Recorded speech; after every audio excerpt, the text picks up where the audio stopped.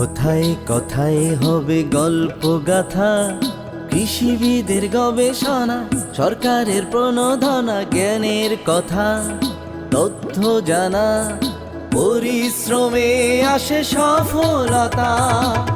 এসো শুনি, এসো জানি, কৃষি ও খামারির কথা, কৃষি ও খামারির কথা, কৃষি ও খামারির কথা।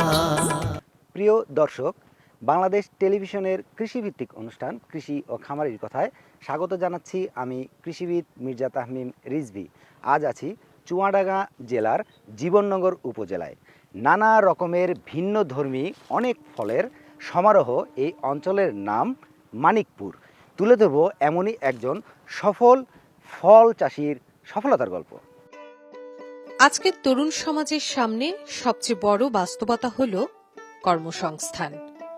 একদিকে চাকরির সীমিত সুযোগ, অন্যদিকে বাড়তে থাকা বেকারত্ব। কিন্তু সফল হতে হলে কি শুধু চাকরির পেছনেই ছুটতে হবে? আজ আমরা তুলে ধরব এমন কিছু তরুণ উদ্যোক্তার গল্প, যারা চাকরির অপেক্ষায় বসে না থেকে কৃষিকে বেছে নিয়েছেন জীবনের সম্ভাবনাময় পথ হিসেবে, আর সেখান থেকেই গড়ে তুলেছেন সফলতা, কর্মসংস্থান এবং স্বাবলম্বী জীবন। ঝিনাইদহ জেলার শৈলকুপা উপজেলার ইন্দ্রজিৎ কুমার, যিনি রাজশাহী বিশ্ববিদ্যালয় থেকে মাস্টার্স সম্পন্ন করে চাকরির পেছনে না ছুটে ভিন্নধর্মী সিদ্ধান্ত নেন। 2021 সালে পরীক্ষামূলকভাবে শুরু করেন মাশরুম চাষ।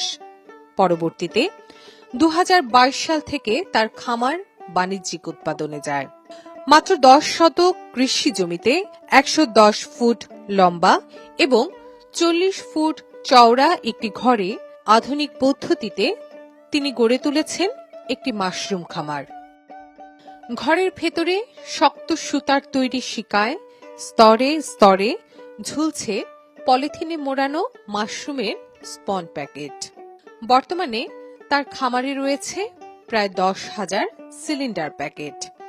এখানে উৎপাদিত হচ্ছে ওয়েস্টার এবং মিল্কি, এই দু জাতের মাশরুম। টিউশনের পাশাপাশি মাশরুম চাষটা করা যেতে পারে, সেই আলোকে আমি শুরু করি মাগুরা থেকে ট্রেনিং নিয়ে। 2021 সালের ডিসেম্বরে প্রথম যাত্রা শুরু হয়। এরপরে গিয়ে 2022 সালের সেপ্টেম্বরে বৃহৎ আকারে যাত্রা শুরু হয়। আর সেই থেকে এখন পর্যন্ত চলতেছে। আমার শুরুটা ছিল 2 শতক জমি দিয়ে। 2 শতক জমির উপর ছোট একটা শেড তৈরি করে, ভাসমান শেড বলা হয়, সেই শেড তৈরি করে আমার যাত্রা শুরু ছিল। এখন আমার টোটাল প্রজেক্ট এরিয়া 5 বিঘার মতো। আমার এই খামার শুরুর দিক থেকেই শৈলকুপা কৃষি অফিস থেকে আমি সহযোগিতা পাচ্ছিলাম। দ্বিতীয় ধাপে গিয়ে কিছু আর্থিক সহযোগিতা পাই সাভার জাতীয় মাশরুম উন্নয়ন ইনস্টিটিউট থেকে। ওখানকার যিনি ডেপুটি ডিরেক্টর, উনি আমার ফার্ম উদ্বোধন করতে আসছিলেন। এসে আবার কর্মকাণ্ড দেখে উনি বললেন যে ঢাকাতে আসো। আমি ঢাকাতে গেলে ওনারা মিল্কি মাশরুমের উপর একটা স্পেশাল ট্রেনিং দেয়, আর সেই মিল্কি মাশরুম দিয়েই পরবর্তীতে মিল্কি মাশরুম চাষ করি। বিশেষ করে গরমের সময়, গরমের 9 মাস মিল্কি মাশরুম চাষ হয়, আর শীতের 3 মাস ওয়েস্টার। প্রথম উৎপাদন নিয়েই ছিলাম, বীজগুলো বাইরে থেকে কিনে আনতাম। পরবর্তীতে আমার যেহেতু শেড খামার দ্রুত বৃদ্ধি পাচ্ছে, আমি চিন্তা ভাবনা করলাম যে মাদারগুলো আমি নিজেই তৈরি করব। এরই আলোকে আমার পাশে এক মাদার কালচার শেড আছে। মাসে 6,000 মাদার উৎপাদন করতে পারি আমার ওই ফার্মে। সেখান থেকে আমার এই ফার্মের জন্য মাদার সাপ্লাই দিই, প্লাস সারা বাংলাদেশে যে সকল উদ্যোক্তা আছে তাদেরকে মাদার সাপ্লাই দেওয়ার চেষ্টা করি। বাংলাদেশের মানুষের প্লেটে মাশরুম থাকবে, এরকম আমার একটা স্বপ্ন আছে। যে আর এটার বাস্তবায়ন করতে হলে আমি যা যা করার দরকার সেগুলো আমি নিজের ব্যক্তিগত উদ্যোগেই করতেছি।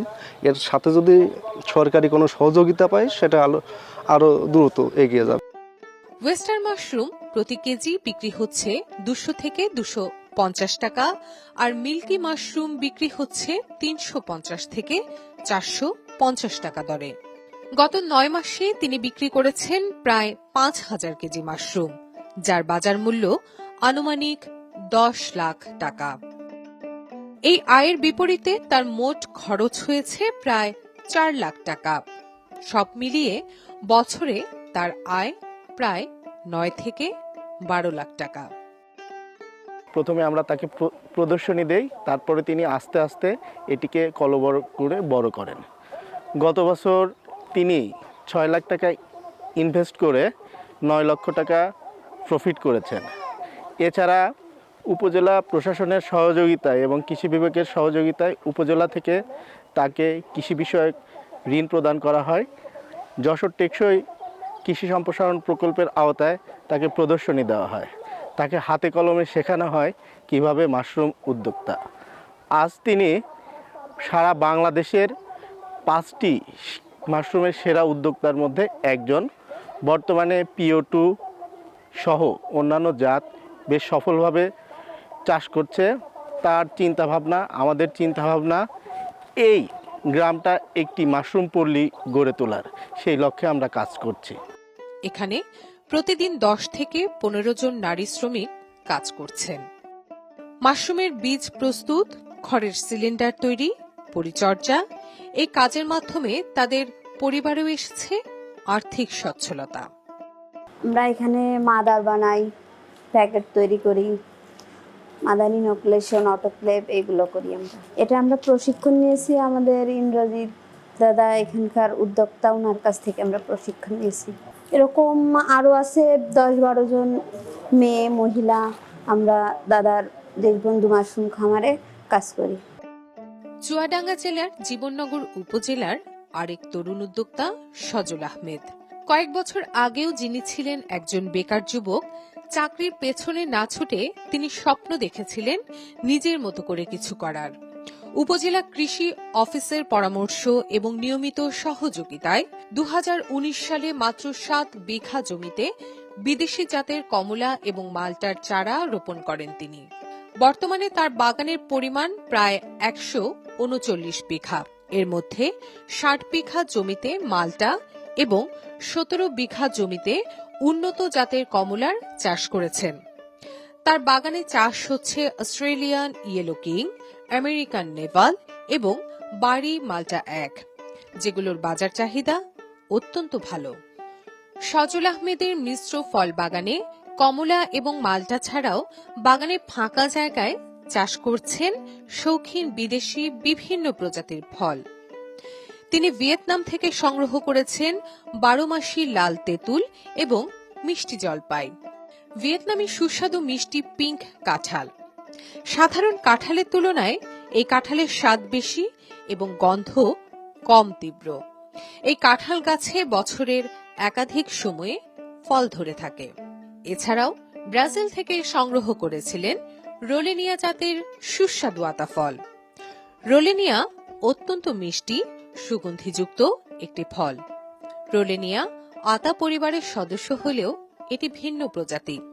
আমরা এটা মিশ্র বাগান করেছি। এখানে আপনার কিছু আছে অ্যাভোকাডো গাছ লাগানো আছে, কিছু রামভুটান আছে, কিছু মিষ্টি জলপাই আছে।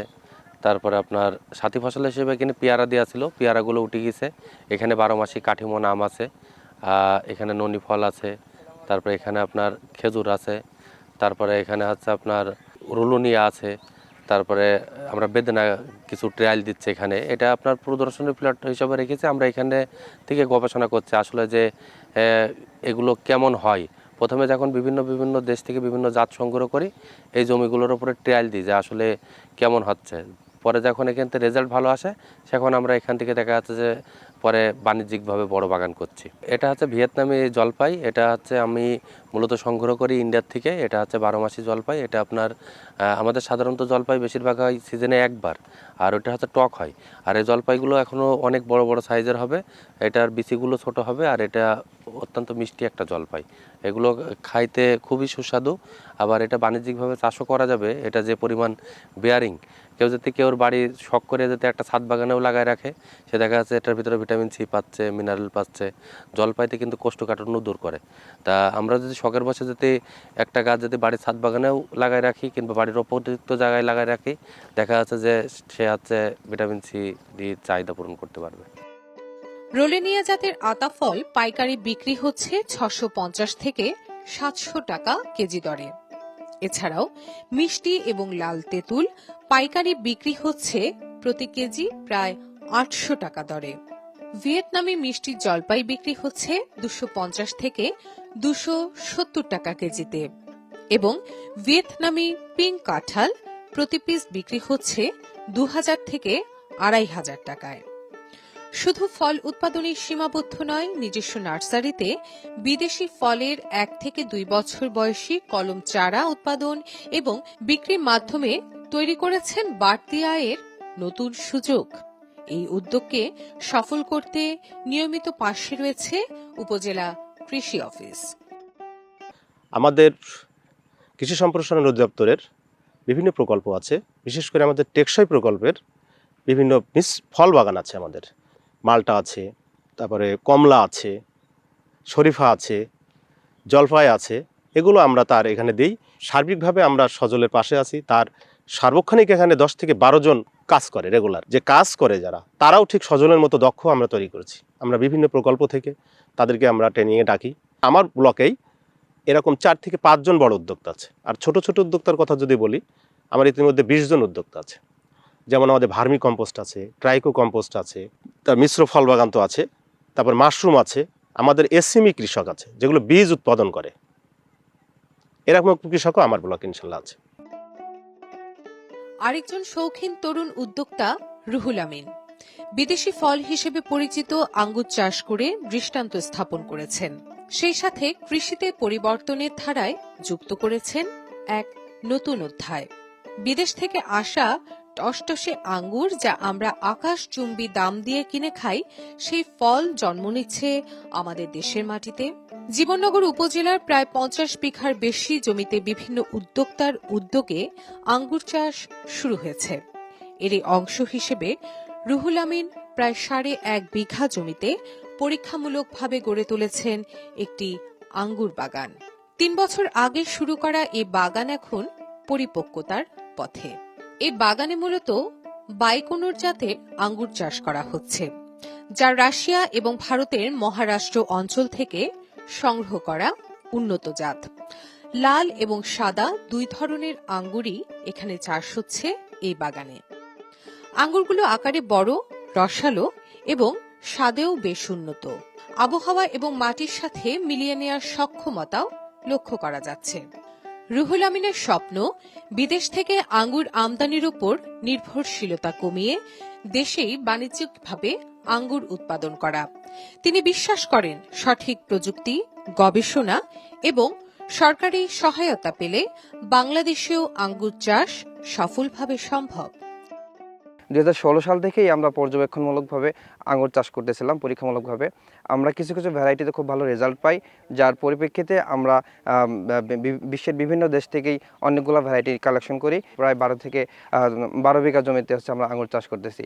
আমাদের এখানে প্রায় 40টার উপর ভ্যারাইটি আছে। ইনশাআল্লাহ কিছু কিছু ভ্যারাইটি খুব ভালো রেজাল্ট দিতেছে, কিছু কিছু ভ্যারাইটি এখনও পরীক্ষামূলকভাবে আছে। আমরা আশাবাদী যে আমাদের বাংলাদেশের মাটিতে আমরা খুব ভালোভাবেই আঙুর সফলভাবে চাষ করতে পারবো। আমাদের এখানে প্রায় 40টার উপরে জাত নিয়ে আমরা কাজ করতেছি। আমাদের গত বছর কিছু জাত ছিল যেগুলো প্রোডাকশনে ছিল, আলহামদুলিল্লাহ এই বছর কিছু জাত প্রোডাকশনে আছে, যেটা ফেব্রুয়ারি থেকে মার্চে আমরা হারভেস্ট করব। ইনশাআল্লাহ বাজারে আমাদের এই জাতগুলো আপনারা দেখতে পাবেন, খুব ভালোভাবেই ইনশাআল্লাহ আমরা এটা সেল করতে পারবো। আর এই আঙুরটা বাংলাদেশের কৃষকদের ক্ষেত্রে, বাংলাদেশের কৃষির ক্ষেত্রে খুব গুরুত্বপূর্ণ ভূমিকা রাখবে। জীবননগর উপজেলা কৃষি অফিসও এই উদ্যোগে পাশে রয়েছে। নতুন একটি ফল আমার এখানে আবির্ভাব হয়ে গেছে আমার জীবননগর উপজেলা, সেটা হচ্ছে আঙুর। আমরা একদিন জানতাম পুরাটাই বিদেশি এটা, কিন্তু সেই আঙুর আমার জীবননগর এখন চাষ হচ্ছে। আমার এই উপজেলাতে বর্তমানে প্রায় 7 হেক্টর জমিতে আঙুরের চাষ আছে। গতবার আপনার আঙুর হয়েছে, আঙুর খেতে মিষ্টি আছে, হয়তো বিশি 2-1টা হচ্ছে, কারণ বিশিটা সিডলেসও করা যাচ্ছে। এটা একটা সম্ভাবনাময়, কারণ এটা কিন্তু আপনার বৃষ্টি সহ্য করতে পারে না। যখন আপনার ফলটা আসবে তখন যদি আপনি সেটা বৃষ্টি পায় তাহলে কিন্তু ফল নষ্ট হয়ে যাচ্ছে। সেই ক্ষেত্রে এটা যদি বাণিজ্যিক আপনি করতে হয়, সেটা আপনাকে শেডের ব্যবস্থা করতে হবে, অথবা কারণ আপনার এটা কিন্তু একটা ট্রিটমেন্টের উপর ডিপেন্ড করে যে আপনি কখন ফুল নেবেন, সেটা আপনার উপর ডিপেন্ড করে। আপনাকে ফুলটা এমন সময় নিতে হবে যখন আপনি বৃষ্টি পাবেন না, মানে ফলটা যখন হারভেস্ট করবেন বা যখন ম্যাচিউর হবে, যখন বৃষ্টি না থাকে, ওই টাইমটাকে বিবেচনা করে আপনাকে ফল নেওয়া লাগবে। তাহলে এই আঙুরের একটা সম্ভাবনা এখানে আছে আমার দেশে। তাহলে সেক্ষেত্রে আমরা যদি আঙুর আমরা উৎপাদন করতে পারি, তাহলে কিন্তু আমরা ওই আমাদের যে বিদেশ থেকে আমদানি সেটা আমাদের কমবে, বৈদেশিক মুদ্রা আমাদের সাশ্রয় হবে, আমাদের কৃষকের উন্নয়ন ঘটবে, কৃষির উন্নয়ন ঘটবে, আমার দেশে আমরা অর্থনীতি আমরা আরও এগিয়ে যাবো আশা করি। এই তরুণ উদ্যোক্তাদের গল্প আমাদের একটি কথাই বলে, চাকরির পিছনে না ছুটে সঠিক পরিকল্পনা এবং পরিশ্রমের মাধ্যমে কৃষিও হতে পারে সম্মানজনক এবং লাভজনক পেশা। চাকরির বিকল্প চিন্তা করুন, কৃষিকে সম্ভাবনার জায়গা হিসেবে দেখুন। সফলতা একদিন নিজেই ধরা দিবে আপনার হাতে। দর্শক, এই ছিল আমাদের আজকের আয়োজন। আমাদের কৃষি ও খামারির কথা অনুষ্ঠানে উদ্বুদ্ধ হয়ে তৈরি হচ্ছে নতুন নতুন অনেক উদ্যোক্তা।